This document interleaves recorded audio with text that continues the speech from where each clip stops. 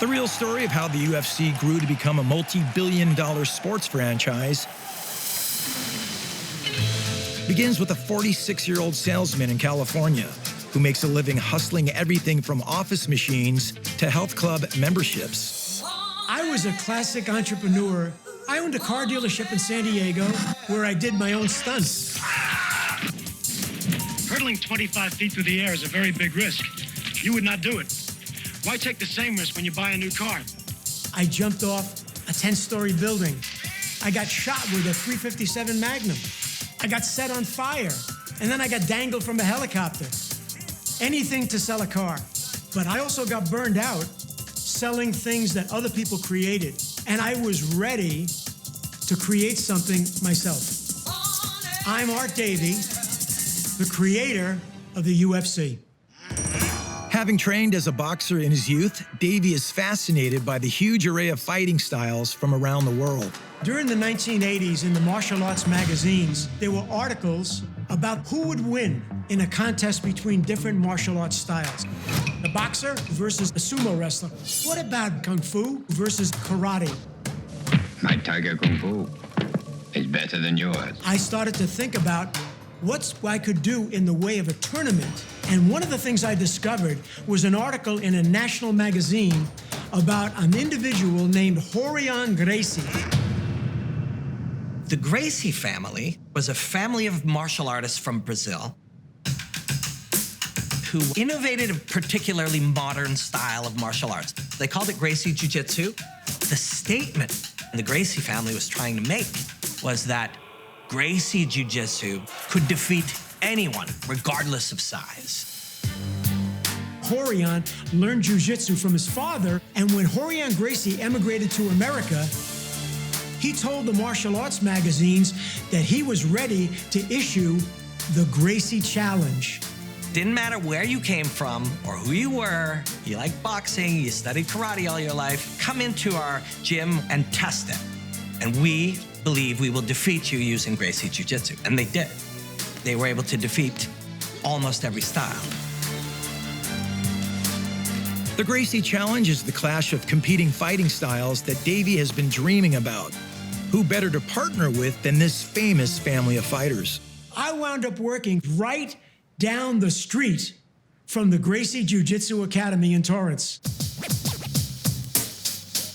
So I went down and I presented to him the idea that maybe we could do this as a big tournament. To promote the supremacy of his family's fighting style, Gracie agrees to partner up on an MMA tournament if Davie can overcome the state laws and athletic commission rules that would prohibit this kind of fighting event.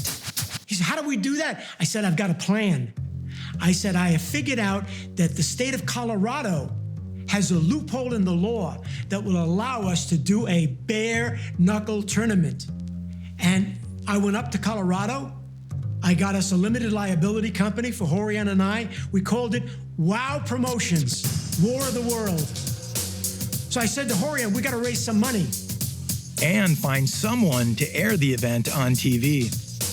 I got turned down by HBO, I got turned down by Showtime, and I got turned down by ESPN. They all said the same thing to me.